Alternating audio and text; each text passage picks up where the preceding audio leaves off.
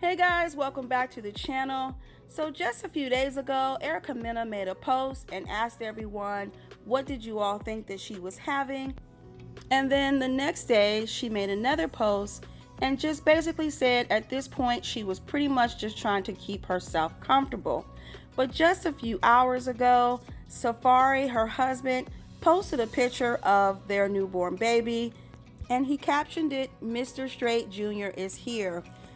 He then added a picture to his Instagram stories with the baby's finger wrapped around his, and he says, "Another me, that's all the world needed." So congratulations to them. I'm so glad to see that Erica has finally had their beautiful baby, and I wish them all the best. Now, we know that they are going through a divorce right now. Let me know what you think in the comments below. Do you think that they will try to possibly work things out now that the baby is here? Let me know. Sometimes things changes when little babies arrive, so I'm just curious what you all think. Thank you all for watching, and I will see you all in the next video.